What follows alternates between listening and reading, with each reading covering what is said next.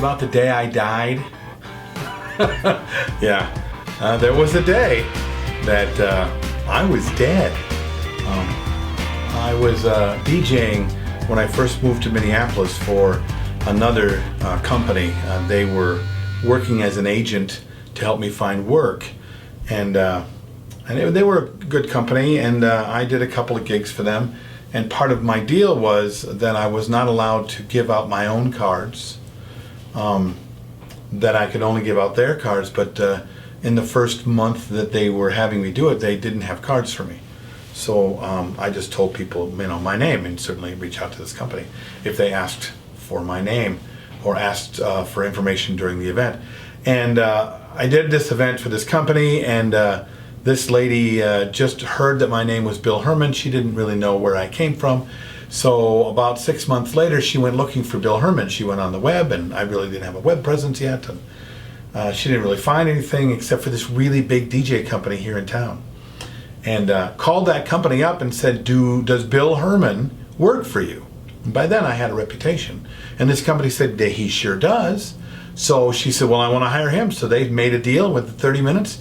Within 30 minutes, she had booked Bill Hermann to do her event. Problem was, I didn't even know what this company's name was. I've never worked for them before, and they just lied. They just out lied.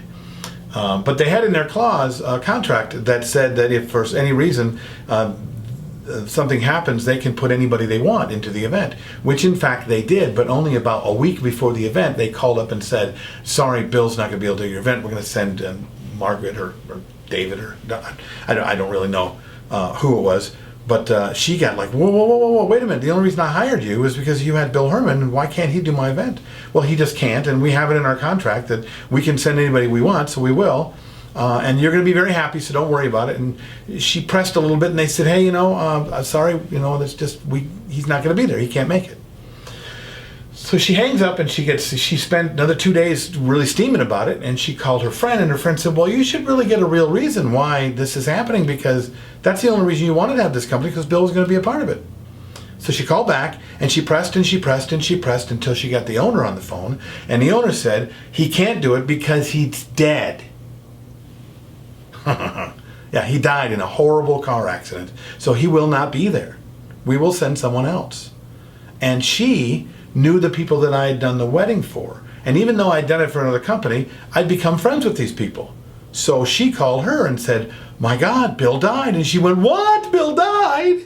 And she called my wife, who was working at the hair shop at the time, and said, oh, Maureen, I'm so sorry to hear about this horrible thing about your husband.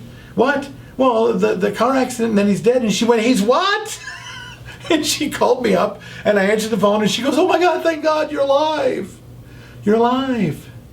Now, she had to deal with this because she had a contract, and she did her event, and that's not really the point of the story. The point of the story is this happens a lot. And I don't know if you're one that's done this before, or you're one that's had to deal with this because somebody else has done it before. And this is an extreme example, but this is the jealousy of other DJ companies thinking that they have to lie and steal to be able to take a gig away from someone from somebody else, okay? At the time, I was billing 3 times the amount of money as this company was. So for them to send me a gig would have actually been a good thing, because they would have got me off of their rolls, and they would have not had to worry about competing with me for that event and for any other event on that date, because I'm just my single operator, right? I don't take on a whole bunch of people. But instead of trying to help the client get what they wanted, they lied to the client and told them that it was impossible for them to have me.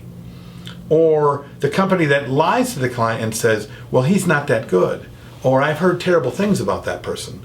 Or that person charges way too much money. You shouldn't spend any time on it. So as much as we talk about how we don't speak ill of each other, you know what happens. It happens all the time.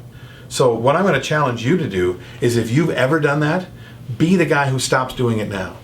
Be the guy that the client calls, and you give them exactly what they want, as opposed to lying to be able to get them over on your rolls. I mean, that's pretty nasty if you ask me. Now, if we all did that, we'd all work. We would. There's already plenty of work for everybody to go around. It's the companies that are doing that with the substandard services or even average services that are making the DJ industry look terrible.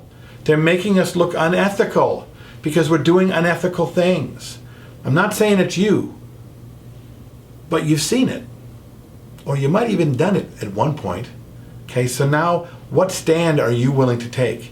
Are you willing to stand in, I will ethically help people have an amazing day, regardless of whether or not I get to work or not? This is just a thing I'd like you to think about. And I'd like to know what you think about it as well. Write about it in the comments. Send me a note if you want to. Reach out to me on Facebook. I'm really easy. I friend with pretty much everybody. So not a big deal. And if you want to know more about my workshop, you can certainly go to entertainment-experience.com. Until next time, I'm Bill Hermann, and this has been Creative License.